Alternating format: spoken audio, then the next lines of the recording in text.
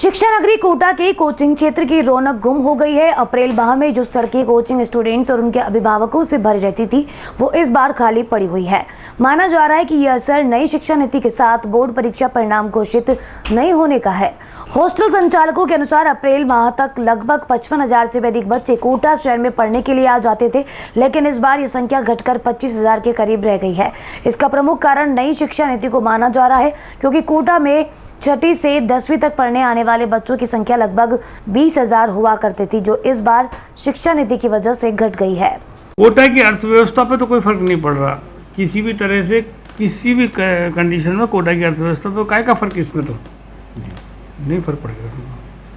कोटा का फर्क तो जब भी पड़ेगा जब रिजल्ट नहीं आएगा कोचिंगों का। अगर रिजल्ट आता है तो कोचिंग में मतलब बच्चा की कोई दिक्कत नहीं आएगी। नई शिक्षा नीति तो उन बच्चों के लिए जो 6ठी से लेकर 10वीं तक बच्चे हैं, और 6ठी से लेकर 10वीं तक कोचिंग चलाना पूरा उन्होंने गलत माना है कि बच्चों के आर्थिक की परेशानी तो नहीं है, लेकिन हाँ बच्चों की बौद्धिक, शारीरिक और मानसिक परेशानियों से तो बचा जा सकेगा। मेरा जहाँ तक ख्याल है कि इस आर्थिक परेशानियों से तो किसी भी कंडीशन में हम कहीं पर कोई लॉस नहीं है। ये तो माहौल क्रिएट किया जा रहा है, इसके अलावा कुछ भी नहीं है। देखिए, मैं कोटा की बात करूँ तो बहुत बड़ा इसका इम्पैक्ट पड़ा है इस नियम का।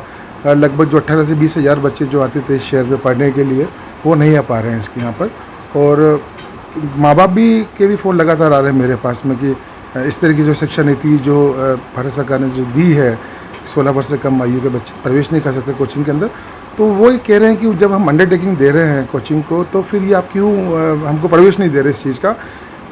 जिस तरह की जो प्रतियोगिता है, नीट की बात करूं या IIT की बात करूं, उसका जो लेवल होता है वो लेवल को बच्चों को पढ़ने के लिए शुरू से पढ़ना पड़ेगा।